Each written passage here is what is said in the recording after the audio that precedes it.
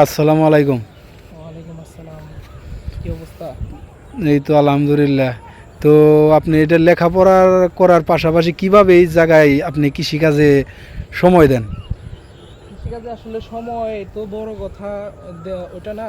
সময় দেওয়া যায় সব সময়, ইচ্ছা থাকলে উপায় হয়, আসলে কথাটা এরকম। তো আমাদের পড়ালেখা তো তেমন বেশি নাই, মানে চাইলে সারাদিনই পড়া যায়, না চাইলে আমরা কিছু সময় পড়ে পাশাপাশি কোনো একটা কাজ করতে পারি। আপনি যদি উন্নত দেশের দিকে তাকান, যেমন চায়না, জাপান, ওরা কিন্তু পড়ালেখার পাশাপাশি অনেক কিছুই করে।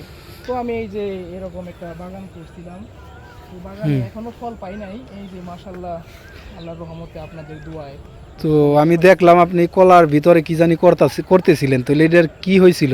এটা কোনো ভাইরাস টাইরাস ধরছে নাকি, কোনো ব্যাকটেরিয়ায় আক্রান্ত হয়েছে নাকি গাছটা, এটা দেখতেছি। তো যতটুকু বুঝতে পারি যে এটা হয়তো বা একটা ব্যাকটেরিয়ার আক্রমণ হয়েছে। তো এনে কয় বিঘা জমি আপনি চাষ করছেন? এখানে আমাদের একটু ঘুরে দেখাইতে পারবেন কিনা? হ্যাঁ, আসেন এদিকে আসেন, এই যে এই পাশ দিয়ে আপনার হয়েছে কলা গাছ ছোট, এই পাশে এই চারাগুলো পরে লাগানো হয়েছে। এই পাশে দেখা যায় আবার সবজি চাষ করছে, লাল শাক, ভেন্ডি, হ্যাঁ, এটা ওই পুঁই যে শাক। মাঝে মধ্যে নিয়ে আর কি খাওয়া হয়, কোনো রকম বীজ ছিটিয়ে দিছি।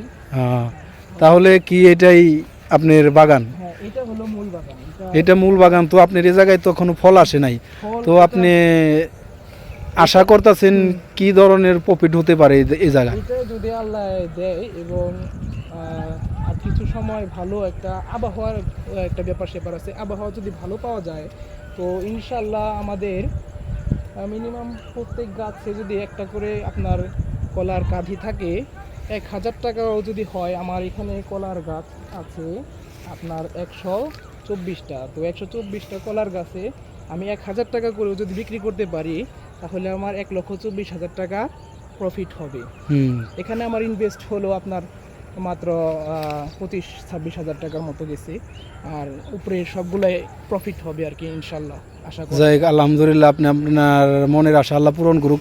তাহলে এই জমিটা কি আপনার না কারো কাছ থেকে না, নেওয়া? জমিটা আমার না, জমিটা আমি বর্গা নিছেন? হ্যাঁ, বর্গা নিয়েছি। আর বর্গার টাকাটা হলো আমি এই যে টিউশনি করে আর কি জমিয়েছিলাম, ওইটা একটা ইনভেস্ট, এই কলা খেতে ইনভেস্ট করছি। তো আমরা যারা আছি, যারা লেখাপড়া করার পাশাপাশি নিজের খরচটা নিজে চালাইতে চাই, যারা গ্রাম অঞ্চলে আছি, তো আমরা এই জিনিসটা করলে মনে হয় সবচাইতে বেটার হয়।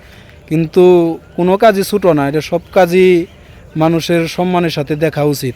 ঠিক আছে?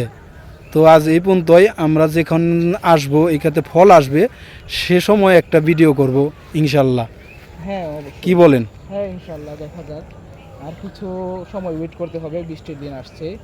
ফার্টিলাইজার আমি ইউজ করি না, তো ফার্টিলাইজার ইউজ করলে এটার ফলন আমি এখনই পেতাম, কিন্তু আমি প্রাকৃতিক ফার্টিলাইজার যেমন গোবর সার এগুলো ব্যবহার জৈব করি। সার হ্যাঁ, দিয়া জৈব এইসব সার জিনিস ব্যবহার দিয়ে করি। আপনি এটা চাষাবাদ করছেন। হ্যাঁ, যাই হোক, যদি কেউ আপনার এই কলা নিতে চায়, এই আপনার কীটনাশক ছাড়া হুম, হুম। বা হ্যাঁ, কোনো কীটনাশক কেমিক্যাল ছাড়াই, ছাড়া কেমিক্যাল যদি এই ছাড়াই কলা এটা। কেউ নিতে চায়, হ্যাঁ, তাহলে আপনি এই জায়গা থেকে নিতে পারবে। হ্যাঁ, ইনশাল্লাহ নিতে পারবে। হোক হলে অবশ্যই জানাবো আপনাদের, নাম্বার দিয়ে দেবো, আপনারা যোগাযোগ করে কলা নিতে পারবেন এবং সংগ্রহ করতে পারবেন।